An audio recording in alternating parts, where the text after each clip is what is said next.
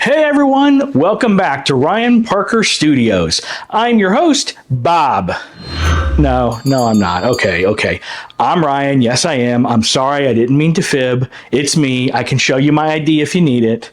Anyway, welcome back. So today we're looking at a new recipe. I have actually two ways to make this dish. So I guess I should start with telling you what we're making. We're making meatloaf today. But both of my ways are a little bit different than the standard meatloaf you would normally have. The dish that we're actually going to be doing today is going to be my Greek-inspired dish, which is a Pasticcio meatloaf. Now, if you've never had Pasticcio, it's kind of like a hamburger helper, if you will. It's really bad to compare it that way, but that's the closest I can get. And it's got hints of cinnamon and nutmeg. So that's going to be the key that we're going to throw into our meatloaf today. I know it might sound weird, but if you like that cinnamon flavor, this is just going to be a subtle underlaying flavor. So give this one a try and make sure you comment below if you try it and tell me how you like it. So let's gather everything we need and get this dish started.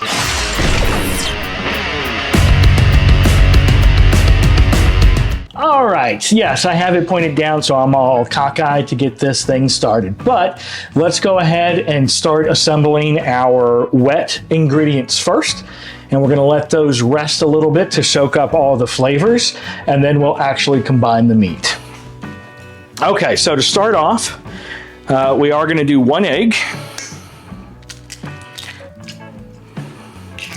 And as Emeril Lagasse likes to say, I don't know where you get your eggs, but mine don't come scrambled. So we are going to do just a quick little scramble here. All right, we are going to do a 1/4 cup of milk.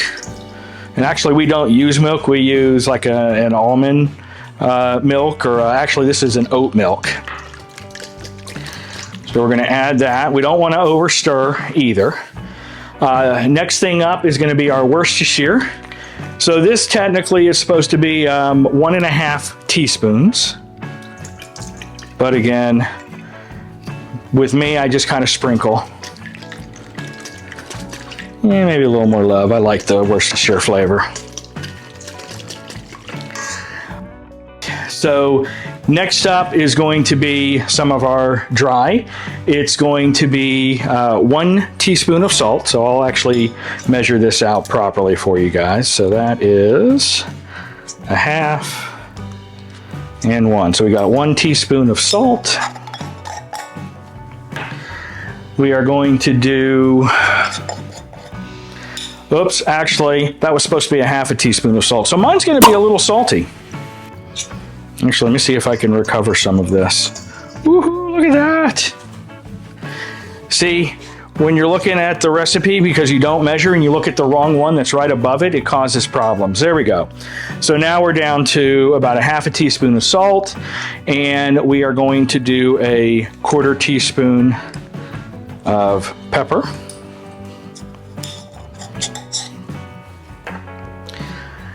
And then we are going to do 1 teaspoon of onion powder.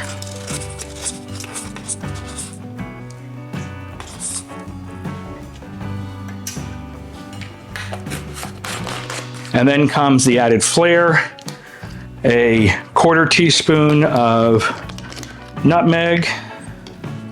Actually, I take that back. We're not going to do a 1/4 teaspoon. We're going to do about 1/8 of a teaspoon.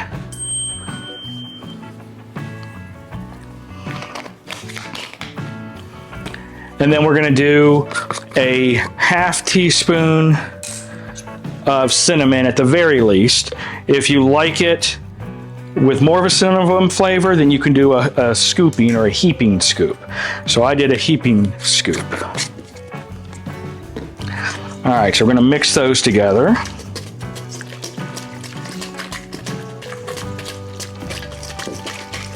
And then last but not least, in this particular mix, we are going to be adding our breadcrumbs. So it's 3/4 cup of breadcrumbs, which if you're going to make from scratch, like I'm doing today, is about 2 halves of bread.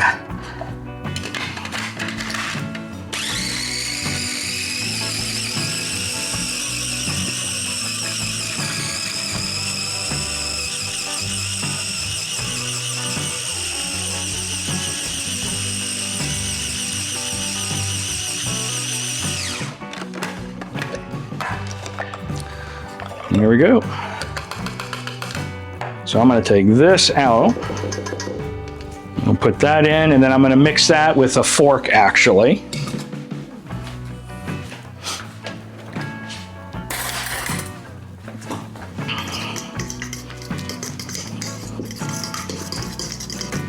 All right, so we've got our mixture here. We're gonna let it sit for about 5 minutes so all the flavors can mix together. Then we'll come back and we will mix in the ground beef. Now it is time to mix our ground beef. So I've got 1 pound of thawed ground beef. And we're just gonna make sure we get in here and make sure it's nice and combined. You really want it to be as evenly mixed as possible, because this bread mixture is what makes the ground beef more pliable and easy to cut. Instead of firm like a burger, it's gonna be able to cut easier. So if you have too much of the bread mixture on its own, not mixed in with the actual ground beef, then that's gonna basically fall apart. And you don't want pockets of hard and pockets that can't even hold together. So we want to get this as mixed together as possible.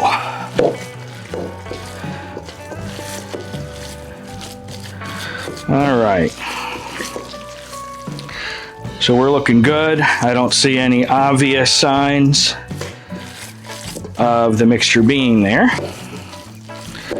So now it's time to form our loaf. And you can do this one of 2 ways. Well, actually, you can do it any way you want. You can either do one big loaf, or you can do little mini loaves, so everyone has their own and it's already good to go. We prefer mini loaves, so I'm going to make a couple.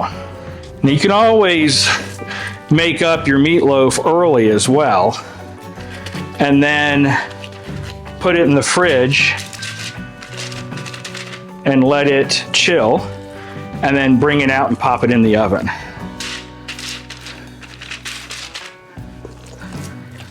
And I usually do 3, because back when my daughter was here, I would make 3. So I kind of know how to pull them out and it almost be the same size for all of them.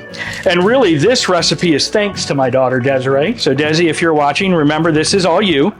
She used to not like any time I made meatloaf until I did the twist with the Pasticcio, because she loves Pasticcio. So when I told her I was trying that, she liked it and she started gobbling it up. And so every time I make it now, whether I make it in here or whether I make it the other way I'm going to show you, I generally will put in the cinnamon and nutmeg.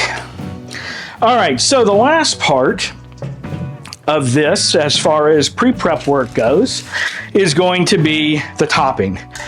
Now, you can use barbecue sauce, you can use ketchup, whatever you like. I usually do a squirt of each to give it just a little bit of color definition and a little bit different flavor profile. So we're just gonna drizzle a little bit of ketchup.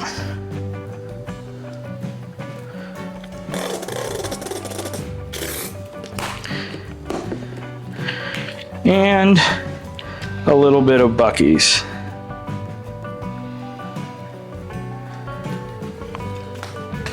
Now, this is going to be 350 for 45 to 50 minutes. So let's go ahead and get the oven started up, which I probably should have done that already.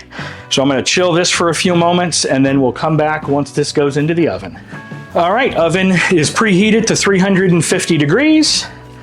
So now we're in for 45 minutes.